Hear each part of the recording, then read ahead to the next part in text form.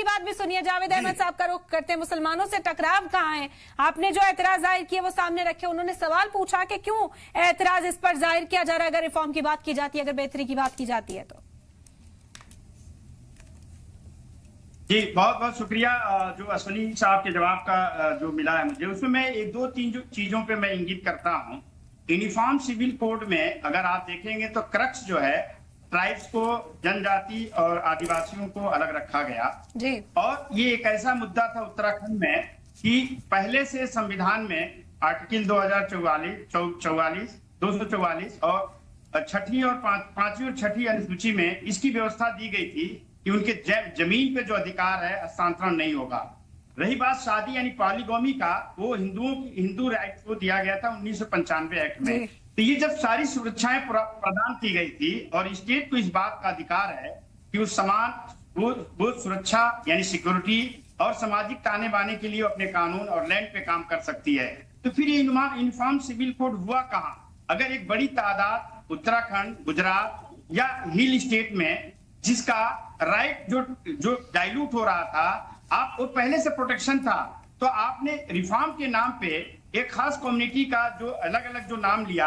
आप उत्तराखंड में जो अब तक आपका 1 साल होने जा रहा है, एक व्हाइट पेपर लाना चाहिए कि किन जातियों में पॉलीगमी शादी हो रही थी, रुक गई, किनके कितने जमीन का ट्रांसफर होना था, उसके इनहेरिटेंस पॉलिसी से उसका लाभ हुआ, कितनी शादियां आपने जो लिविंग रिलेशनशिप में उसको रजिस्टर्ड किया और उम्र का एक आपने बैरियर रखा, उसमें क्या आपका अंतराल रेशियो आया। कि तमाम चीज जो सामाजिक ताने बाने पे जो काम किया जाता है, बीजेपी के रिफॉर्म या सरकार के रिफॉर्म से आपत्ति मुसलमान को क्यों होगा? अगर आप देश के लिए बना रहे हैं, आप जनता के लिए बना रहे हैं, शिक्षा का समान अधिकार, लैंड का समान अधिकार, ये तमाम चीजें किसके लिए है? जनता के लिए, जो संविधान के दिए हुए अधिकार हैं। आप संविधान के ही एम्बिट में बनाना चाहेंगे, डेफिनेटली बनाना चाहेंगे, तो क्या आप प्रस्तुत कर पा रहे हैं? आप राज्यों के अलग अलग समीकरण से अगर यूसीसी ला रहे हैं, तो आप संविधान के फैब्रिक को आप वायलेट कर रहे हैं। आप राजस्थान का कुछ और होगा,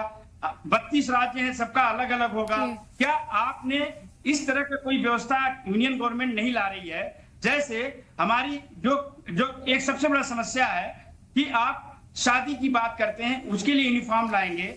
क्या आप गौ हत्या जो सबसे बड़ी समस्या है, मॉब लिंचिंग सबसे बड़ी समस्या है, माइनॉरिटी की इनसिक्योरिटी है, दलितों के लिए इनसिक्योरिटी है, क्या आप इसके लिए कमिटमेंट है? आप कमिटमेंट है, आपने जनता से वादा किया है। संविधान के दिए हुए राइट की सुरक्षा सरकारों की जिम्मेदारी है। अगर वो मनमानी करती है तो जनता के पास इसका अख्तियार है कि वो अपने राइट से इन चीजों को बदलाव लाए। लेकिन मुसलमान कोई खास इसमें से आपकी चीजों से बहुत ज्यादा परेशान और दुखी नहीं है। आप ये समझ लीजिए, मुसलमान के अपने रीति रिवाज हैं, उसके यहाँ पॉलीगमी की रेशियो बहुत कम है, उसके यहाँ समाज की सिक्योरिटी जो है वो राज्यों की दी गई हुई है। तो मुसलमान, क्रिश्चियन, हिंदू करके आप इन चीजों को, ठीक है। जावेद साहब, एक छोटा सा सवाल आपसे ये भी है, मुफ्ती शमून कासमी साहब हमारे साथ डिबेट में शामिल हैं, उन्होंने तर्क रखा कि उत्तराखंड के अंदर जब इसे लाया गया तब वबाल हुआ, लेकिन उसके बाद हम देख रहे हैं कि सभी तबकों ने इसे अडेप्ट किया है और कोई बहुत ज्यादा तब्दीली जो है वो देखने को नहीं मिली। क्योंकि जो बातें की जाती थी, 4 शादियां आज की मुआशरे में कौन करता है, ट्रिपल तलाक पर पहले से ही काबू पाया जा चुका था, तो बहुत बड़ी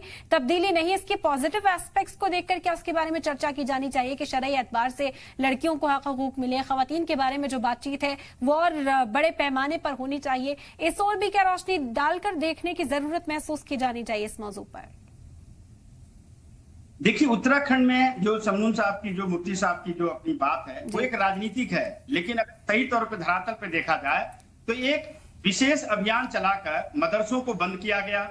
मदरसों के का जो उसकी रिन्यूअल था वो नहीं हुआ, उनके पाठ्यक्रम को चेंज किया गया। ये एक बहुत ही बड़ा बदलाव है एक खास कम्युनिटी पे। दूसरा, जो इबादतगाहें, वक्फ की जो लैंड थी, वक्फ की जो जमीन थी, उनपे इन्होंने स्पेशल ड्राइव करके 4200-500 कब्रिस्तान, इबादतगाह, मस्जिद को इन्होंने बुलडोज कर दिया और जो ट्राइब इलाके में जो मुसलमान रह रहे थे उनको वहां से बेदखल कर दिया। तो अगर पॉलिटिकल लेवल पे देखा जाए तो ये यूसीसी के आड़ में एक खास कम्युनिटी को टारगेट बनाया। और तालीम के फील्ड में अगर आप देखिए तो जो एक गरीब मुसलमान मदरसे में तालीम ले रहा था, सरकार ने अल्टरनेट नहीं दिया। जैसे 180 के आसपास कुछ मदरसों को बंद कर दिया, तो क्या आपने अल्टरनेट व्यवस्था दिया? जावेद साहब, अनम्यूट कर लीजिए, आपकी आवाज हम तक नहीं पहुंच रही है।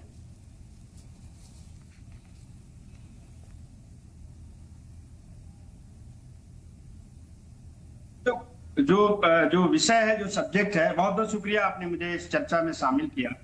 और जो बीजेपी रूल जो सरकार स्टेट्स हैं वहां पे पहले भी इसका अमल किया गया है, इस पे स्टडी हुई है, ड्राफ्ट रिपोर्ट आया है, फिर उसको विधानसभा में पारित किया गया है। जो बुनियादी जो चीज है, अगर इसको समझना होगा, इसके पीछे सरकार की मंशा, सरकार जो आर्टिकल के दिए हुए जो आपके पास सबको हासिल हक हासिल है, रिलीजियस प्रैक्टिस का है, उसके अपने इक्वलिटी की बात करता है, अपनी भाषा लिंग्विस्टिक की बात करता है, ये पूरी तरह से देखेंगे खास तबके के लिए एक इस तरह से प्रायोजित जो ड्राफ्ट है, जो उत्तराखंड में देखने को मिला कि पहाड़ी इलाके, आदिवासी इलाके, जिनके अपने जमीनों का अधिकार का मामला है, इनके यहाँ कम से कम 14 तरह की शादियां होती हैं जो हर रीजनल ट्रेड और कास्ट ट्रेड्स के बेसिस पे उसकी मान्यता है।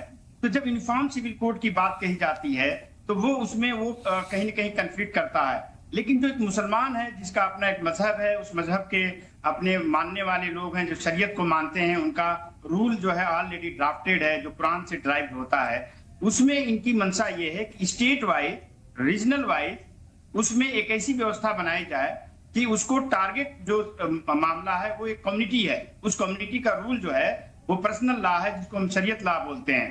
तो जो भी ड्राफ्ट किया जाता है, आदिवासी, दलित या जो साउथ के और भी जो लोग हैं, उनके कंफ्लिक्ट से बचने के लिए स्टेट सब्जेक्ट बनाया गया। अगर उत्तराखंड में जो मॉडल यूज हुआ वो क्यों नहीं गुजरात में लागू हो सकता, क्यों नहीं उत्तर प्रदेश में लागू हो सकता?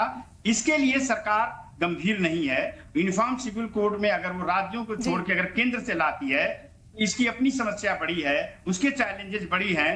तो बीजेपी का जो आधार है वो एक खास कम्युनिटी के को टारगेट करके अपने वोट को कंसोलिडेट करती है। अगर आप स्टडी करें उत्तराखंड को तो सिर्फ एक कम्युनिटी टारगेट है, जिसके इबादत गाह, जिसकी अपनी जो एजुकेशन राइट है, क्या पढ़ाया जाएगा, सिलेबस क्या होगा, इन तमाम चीजों पे इतना ऊपर आ गई है कि वो मानने को तैयार नहीं है। और इसके वजह से एक अलग अजीबोगरीब सिचुएशन है पूरे मुल्क में कि अपनी मंशा के मुताबिक तालीम में यानी एजुकेशन में, उसके रीति रिवाज में, उसके शादी ब्याह में, तमाम उसके ऐसे जो कस्टम्स हैं जो ऑलरेडी उसके चीजें ड्राइव्ड हैं, लेकिन सरकार उसमें इंटरफियर करना चाहती है। तो कहीं ना कहीं ये लगता है कि बीजेपी का जो मॉडल है वो भले ही स्वास्थ्य विभाग के लोग जो है यूसीसी को रिप्रेजेंट कर रहे हों, सिंचाई विभाग के लोग जो है रेल विभाग को नियुक्ति करते हैं। एक अजीबोगरीब सिचुएशन है मुल्क में। और अलग अलग स्टेट में लाके जब चुनाव बिहार में तो गुजरात की बात होती है, जब कहीं और का चुनाव होगा तो उत्तर प्रदेश में बात होगी। तो मुझे लगता है बीजेपी क्लियर नहीं है। देश हित में ये होगा कि यूनिफॉर्म सिविल कोड आए और वो पार्लियामेंट में पास हो, गौकसी पे पाबंदी लगे, तमाम उनके तालीम एजुकेशन को स्टैंडर्ड कराया जाए। लेकिन ठीक है, कुल मिलाकर के वेलकम किया जा सकता है, लेकिन तरीका जो है उस पर सवाल है। अश्विनी शाही साहब, जिन पॉइंट्स को आप एजेंडे में शामिल कर रहे थे कि